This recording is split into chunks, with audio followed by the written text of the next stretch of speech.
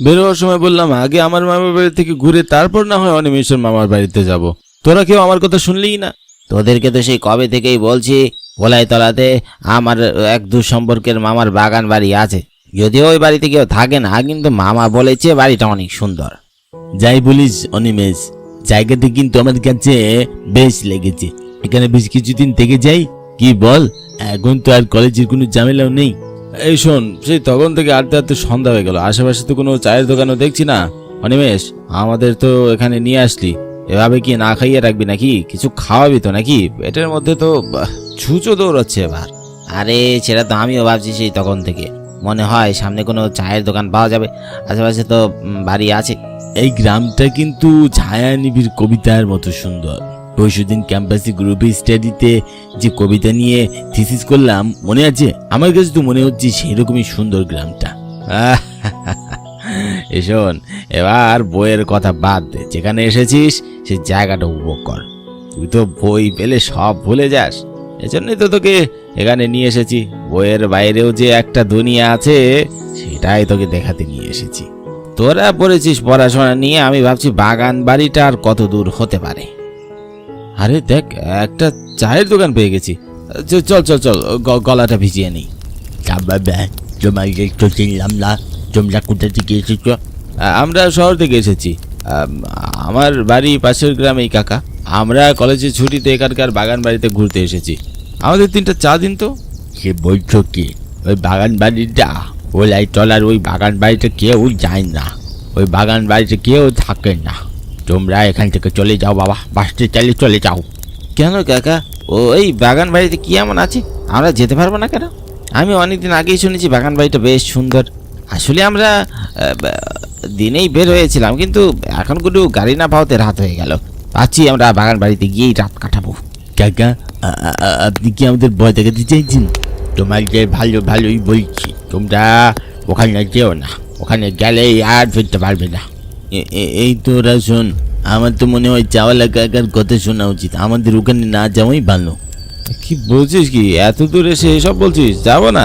বলো, তুই একটা ভিতর টিম, কাকা বলেছে, আমরা তো ওখানে এখনো যাইনি। তাহলে কি করে বুঝবো আসলেই ওখানে কেউ গেলে ফিরে আসে না?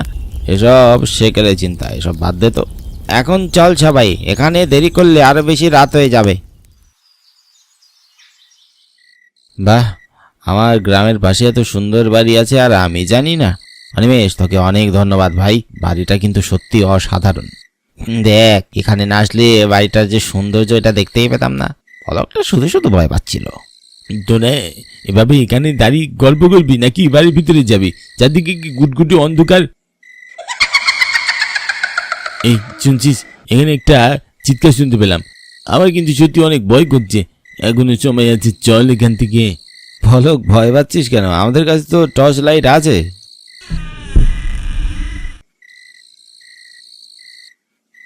দরজার সামনে দাঁড়াতে দরজাটা কেমন খুলে গেল, বেশ মজার ব্যাপার, তাই না? কি বলিস তোরা? আমার কাছে ব্যাপারটা কিন্তু মজার লাগছে না, বেশ অন্ধকার। অনিমেষ, টর্চ লাইটটা আমাকে দে।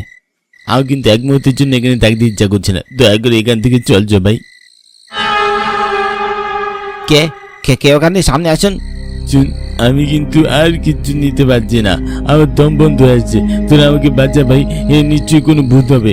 এবার বুঝি আর বেঁচে ফিরতে পারবো না। এ কি হৃদয়, এভাবে মাটিতে পড়ে আছিস কেন? পলক, তুই ভয় পাস না, আগে হৃদয়কে সুস্থ করতে হবে। এটা কে?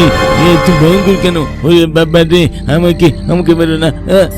তোদের এত সাহস, তোরা এখানে এসেছিস? তোদের আমি বাঁচতে দেব ভেবেছিস? এখানে যারা আসে তারা আর বেঁচে ফিরে না। মেরো না, দয়া করে মেরো না। আমরা আমরা তো তোমার কোনো ক্ষতি করিনি।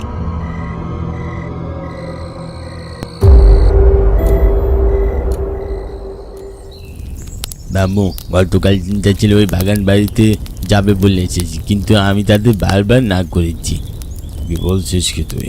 ছেলেগুলো কোথা থেকে এসেছে আর কেনই বা এসেছে? হ্যাঁ বাবু, আমি সত্যি বলছি, আমি লোকগুলোকে বারবার বারণ করেছি, কিন্তু তা আমার কোনো কথাই শুনিনি। আমাদের ওখানে একবার যাওয়া দরকার, জানি না এতক্ষণে ছেলেগুলোর সাথে কি ঘটেছে।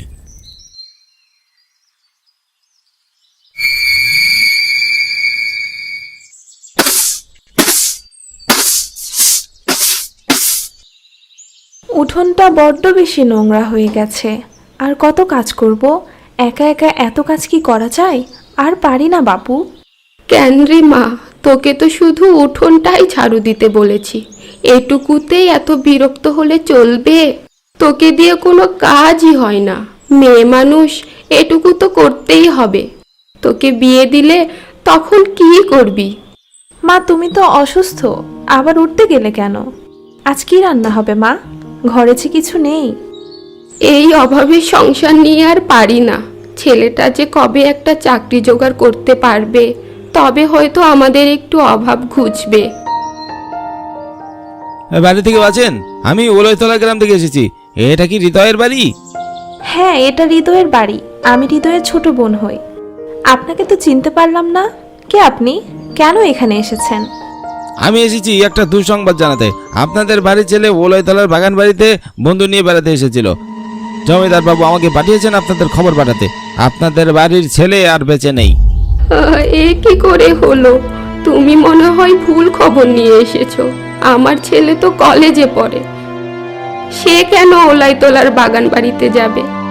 আমি ঠিকই শুনেছি। জমিদার বাবু সব খোঁজ খবর নিয়ে আমাকে খবর পাঠিয়েছেন আপনাদের খবরটা পৌঁছে দিতে। এ কি সর্বনাশ হলো আমাদের! আমার দাদার এমন ক্ষতি কে করলো? আমাদের যে একজনই সম্বল ছিল। কত স্বপ্ন নিয়ে দাদাকে শহরে পাঠানো হয়েছে, একটা ভালো চাকরি করে আমাদের অভাব ঘুচাবে, কিন্তু আমাদের এ কি ক্ষতি হয়ে গেল! হাট থেকে ফিরতে ফিরতে একেবারে সন্ধ্যা হয়ে গেল। এ কি, বাগান বাড়ির মধ্যে আগুন জ্বলছে কেন? যাই, এগিয়ে যাই তো। এমন করে আগুন জ্বললে তো সব পুড়ে ছাই হয়ে যাবে।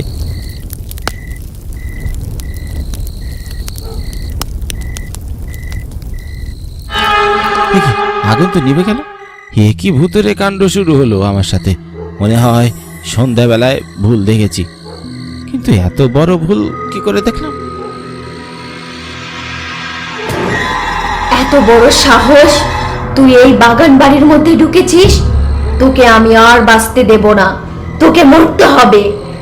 কদিন থেকে কারো রক্ত পাইনি, এবার আমি রক্ত খাবো। আমি কি ভুল করেছি? আমাকে ক্ষমা করে দাও। আমি তো তোমার কোনো ক্ষতি করিনি। হ্যাঁ, আমি দেখলাম বাগান বাড়ির মধ্যে আগুন জ্বলছিল, তাই আমি এখানে আসলাম। হ্যাঁ, আমাকে মেরো না। তুই যখন ভুল করে ঢুকে পড়েছিস, তোকে আর বাঁচিয়ে রেখে লাভ নেই। বাবু, এভাবে চলতে থাকলে তো আমাদের উপর অনেক বড় প্রভাব পড়বে। গ্রামের লোকজন অনেক ভয় পেয়ে আছে। তা ঠিকই বলেছো দোকানদার কাকা, এভাবে তো আর চলতে পারে না। ওই বাড়ির কিছু একটা ব্যবস্থা করতেই হবে। তোরা কি ভেবেছিস আমি বসে আছি? আমি তো কিছু একটা ব্যবস্থা করছি। আমি তো সব দেখছি, শুনছি। আজ সবাইকে নিয়ে একটা আলোচনা সভা ডেকেছি। বাবু, ওটা তো আপনার বোনের বাগান বাড়ি। আপনি কোনো ব্যবস্থা করুন না। আপনি ছাড়া সঠিক কেউ বন্দোবস্ত করতেই পারবে না।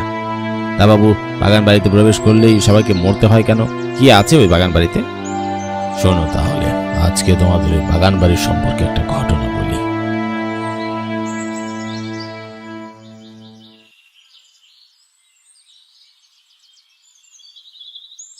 মা, আমার অনেক কষ্ট হচ্ছে এই শরীর নিয়ে।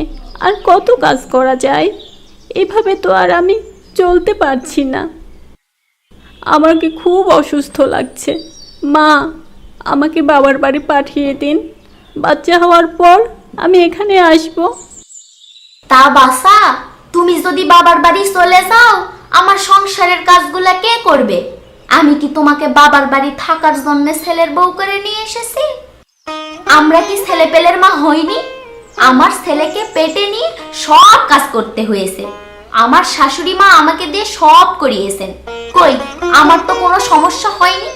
এখন তোমার এত সমস্যা হচ্ছে কেন? আজকালকার বউ মেয়েদের নিয়ে আর পারা যায় না। এ যেন একেবারে ননির পুতুল, কোনো কাজ করতে দিলেই যেন একেবারে শরীরে জ্বালা ধরে। ছি মা, আমি কি এভাবে বলেছি? আমি কোনো কাজ করতে পারবো না। শুধু কটা দিন আমাকে বাবার বাড়ি যেতে দিন। বাচ্চা হওয়ার পর আমি চলে আসব। আমি যে এই ভারী ভারী কাজ করতে পারছি না। তুমি বললেই আমাকে শুনতে হবে বাসা? আমরা যেভাবে করেছি তুমিও সেভাবেই করবে। মেয়ে মানুষ হয়ে জন্ম হয়েছে, বলছো কাজ করতে পারবা না, তা তো হবে না। বউ গর্ভবতী অবস্থায় কাজের ভার সহ্য করতে না পেরে প্রচন্ড অসুস্থ হয়ে পড়ে। এরপর বাচ্চা পেটে নিয়েই মারা যায়। কাজের একটা মেয়েকে আগুনে দিয়ে পুড়িয়ে মেরে ফেলা হয়। তারপর সেখানে ভূতের উপদ্রব বাড়ে। প্রতিশোধ হিসাবে বাড়ির সব মানুষকে মেরে ফেলে। তারপর থেকে ওই বাগান বাড়ি পরিত্যক্ত অবস্থায় পড়ে থাকে। ওই আত্মাগুলো এখনো প্রতিশোধের নেশায় পড়ে আছে। যে লোকগুলো ওখানে যায় আর ফিরতে পারে না। বাবু, একটু ভয়ঙ্কর ঘটনা আমরা আগে কখনো শুনিনি কেন? আর এখন কি করা যায়? আমি তান্ত্রিককে সব খুলে বলেছি, সে একটা ব্যবস্থা করবে, কিন্তু এও বলেছে এই আত্মাগুলো এত সহজে এখান থেকে যাবে না। দেখেছো রামা, আমাদের বাগান বাড়িটা এখনো কত সুন্দর, কিন্তু এই বাগান বাড়িতে কেউ থাকে না বলে আমাদের কখনো আশা হয়ে ওঠে না। এটা বেশ ভালো দামে সেল করা যাবে মনে হচ্ছে। বাইরেটা যদি এত বড় হয় তাহলে ভেতরটা নিশ্চয়ই অনেক বড় হবে। ঠিকই বলেছ, তবে অনেক দিনের পুরনো বাড়ি, তাই দেখে শুনে একটু চলাচল করলেই ভালো হয়। বলছি, এখন ভেতরটা একা একা না যাওয়াই ভালো। গ্রামের কাউকে সাথে নিয়ে গেলে তোমার সুবিধা হতো। তুমি তো কোনোদিন আসোনি এখানে, তাই বলছি একা একা যেও না। শুনেছিলাম তোমার মামা আছে ওখানে, মামার কাছে ভালো করে কথাবার্তা শুনে নাও, তারপর না হয় ভেতরে যাওয়া যাবে। তুমি ঠিকই বলেছো রমা, চলো আজ রাতটা আমরা মামা বাড়িতে কাটাই। অবিনাশ আর সুরেশ ওরা দুজন আসলেও খুব ভালো হতো, ব্যাপারটা খোলাসা করে নেওয়া যেত, পরে ওরা অনেক ঝামেলা করতে পারে। তুমি ঠিকই বলেছ, তোমার দুই ভাই যা খিটখিটে মেজাজের, মনে করবে সম্পত্তি তুমি একাই দখল করতে চাইছো। বিভাস, তুমি এতদিন পরে এই গ্রামে এলে, তবে এসে খুব ভালো করেছো। তোমাদের বাগান বাড়িটা তো পরেই রইলো, ওটার তো একটা ব্যবস্থা করতে হবে। বাগান বাড়ির ব্যবস্থা করবো বলেই তো আপনার বৌমাকে নিয়ে ওই ওলাই তলা আসলাম। তা কি করতে চাইছো? বাগান বাড়িটা খুব স্বাভাবিক অবস্থায় নেই, আমরা গ্রামবাসীরা প্রতিনিয়ত সমস্যায় ভুগছি। সমস্যা বলতে মামা আপনি কি বলতে চাইছেন? কি ধরনের সমস্যা একটু খুলে বলুন তো। তোমাদের বাড়ি বাড়ির সব লোকজন এমনি এমনি মারা যায়নি, তাদের মেরে ফেলা হয়েছে। কাজের লোকদের উপর খুব অত্যাচার করত, তারই ফল আমরা এখন ওই ওরাইতলার পুরো গ্রামবাসী ভুগছি। কি বলতে চাইছেন কি মামা আপনি? আমার পূর্বপুরুষ খুব অত্যাচারী ছিল, এজন্য এখনো বাড়িটা পরিত্যক্ত অবস্থায় পড়ে আছে। আমরা সবাই শহরে থাকি, গ্রামে আমরা কেউ আসতে চাইনি, তাই বলে আপনি আমার পূর্বপুরুষদের এভাবে অপবাদ দিতে পারেন না। আহা, তুমি রাগ করছো কেন? এমন হওয়াটা কি অস্বাভাবিক? আগেকার দিনের শাশুড়িরা একটু বেশি কাজ করাতেন বৌমাদের দিয়ে। তাদের ধারণা ছেলেদের বউ মানে কাজ করার মেশিন। আসলে এই মডার্ন যুগে এসেও কি অনেকে ছাড় পায় বলো তো? তোমার পূর্বপুরুষও যে এমন হতে পারে না সেটা তুমি কিভাবে শিওর হচ্ছ? তাছাড়া সবাই তো আর এমনি এমনি মারা যাচ্ছে না, নিশ্চয়ই কিছু না কিছু ঘটনা আছে। তুমি বিশ্বাস করো আর না করো, আমার কিন্তু ওখানে গিয়ে কেমন জানি অস্বাভাবিক লেগেছে। রমা, তুমি কথাটা খারাপ বলনি, আমারও কেমন যেন একটা বেশ থমথমে লাগছে। আমি ভেবেছি এত পুরনো বাড়ির জন্য এর পেছনে যে এত বড় গল্প থাকতে পারে আমি সত্যি ধারণা করতে পারিনি। তবে যাই বলো, ব্যাপারটা আমাকেই সমাধান করতে হবে। আমিও নাছর বান্দা, এখান থেকে খালি হাতে ফেরবো না। গ্রামপ্রধান বাবু ঠিকই বলেছেন, তাকে ভুল বুঝবেন না, এটা নিয়ে অনেক বড় ইতিহাস আছে। তুমি নাকি এই বাগান বাড়িটা বিক্রি করতে চাইছো? তুমি এই বাগান বাড়িটা চাইলেও বিক্রি করতে পারবে না, কারণ সেখানে আত্মা আছে যারা প্রতিশোধের নেশায় মরিয়া হয়ে উঠেছে। সেখানে তোমার পূর্বপুরুষেরা অত্যাচার করে তারপর মারা গিয়েছে, তারা কোনো বংশকেই বাঁচতে দেয়নি আর বাঁচতে দেবেও না। তোমরা এখানে এসেছো, কিন্তু আমি কোনো ব্যবস্থা না করা পর্যন্ত তোমরা এই বাড়িতে যাবে না, তাহলে কিন্তু তোমাদের অনেক বিপদ হবে। কি কি সর্বনাশ! আপনি কি বলছেন এসব তান্ত্রিক মশাই? যা বলছেন সবই কি সত্য ঘটনা? আমার গায়ে যে কাঁটা দিচ্ছে। আমি তো গল্প শুনেছি, কিন্তু সবকিছু চোখের সামনে। ও মা গো, এখান থেকে আমরা চলে যাই। আমাদের কোনো কিছু বিক্রি করতে হবে না, আর আমরা এখানে আসবো না। তুমি থামো তো, যা বোঝো না তা নিয়ে কথা বলো না। তান্ত্রিক মশাই, আপনি যা ভালো বুঝবেন তাই করুন। আমি এখানে থেকে এই সম্পত্তি বিক্রি করতে যাচ্ছি না। তান্ত্রিক, তুমি তোমার কাজ করো কে, আর দেরি করা যাবে না।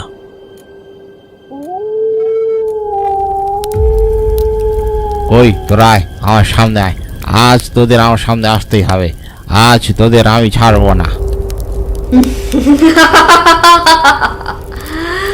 তোর এত বড় সাহস তান্ত্রিক, তুই আমাকে বাস করতে এসেছিস? আজ তোকেই তো আমি এখানে শেষ করে ফেলবো। তোরা কি চাস তাই দেবো, তবু এবারে এই বাগান বাড়ি ছেড়ে চলে যা। সত্যি? যা চাইবো তাই দিবি? এ বংশের বংশধরের রক্ত চাই। যদি এনে দিতে পারিস তবে আমি এখান থেকে চলে যাব। ঠিক আছে, আমাকে কথা দিয়েছিস তোরা। আমি আগামী অমাবস্যায় বংশের বংশধরের রক্ত এনে দেব। তারপর তোরা এখান থেকে চিরদিনের মতো বিদায় হবি। কথা দিলাম, আমি এখান থেকে চলে যাব।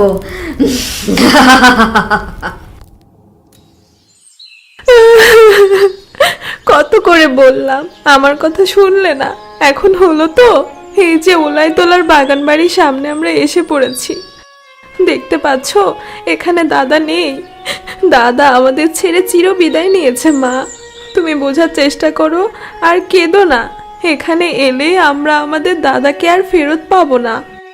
তুই বুঝতে পারছিস না, আমার ছেলে আমাকে মা বলে ডাকছে। আমি শুনতে পাচ্ছি, এজন্যই তো এখানে এলাম। মা, এভাবে পাগলামি করো না। দাদা আর নেই, দাদা আর কখনো ফিরে আসবে না।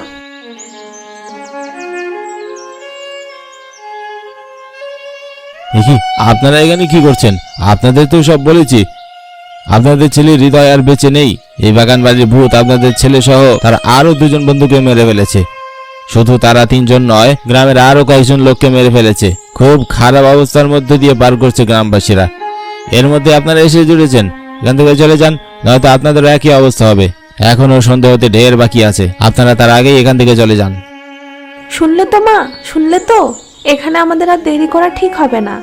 চলো আমরা এখান থেকে চলে যাই। তবে আমরা গ্রামবাসীরা খুব শীঘ্রই এই বাগান বাড়ির ভূত থেকে রক্ষা পাবো মনে হচ্ছে। কাল অমাবস্যায় তান্ত্রিক মশাই যেভাবেই হোক এই ভূতদের তাড়াবে বলে কথা দিয়েছেন। আবার এই বাগান বাড়ি বিক্রি করবে বলেও শহর থেকে বাবুরা এসেছে।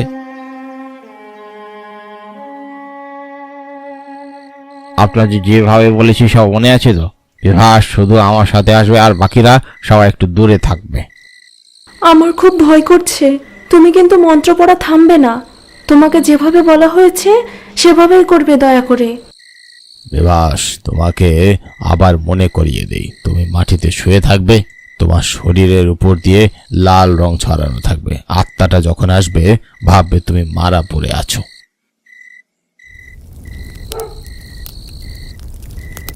কই রে, তুই এখনো এলি না? তোকে আহ্বান করছি, তোর জন্য রক্ত নিয়ে এসেছে। এই দেখ।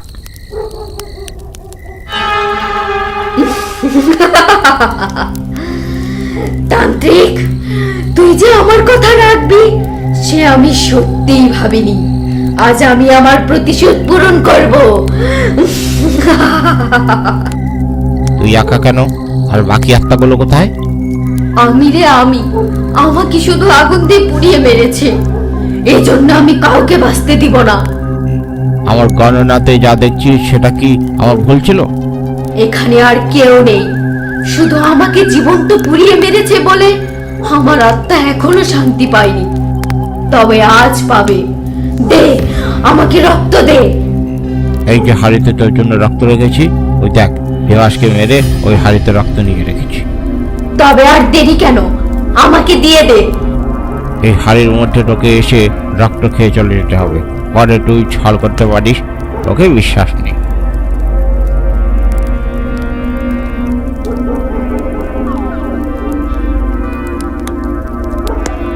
আমাকে বের কর এখান থেকে, আমাকে বের কর বলছি, আমাকে বের কর। তান্ত্রিক, তোর এত বড় সাহস, তুই আমার সাথে ছল করলি। তুই শুধু আমাকে বের হতে দে, আমি তোকে বাঁচতে দেব না। তুই আর কোনোদিন এখান থেকে বেরোতে পারবি না। বাস, তুমি উঠে পড়ো, সব বিপদ থেকে এখন তুমি মুক্ত, আর এই বাগান বাড়িটাও মুক্ত। তুমি এই হাড়িটা গাছের নিচে পুঁতে দাও।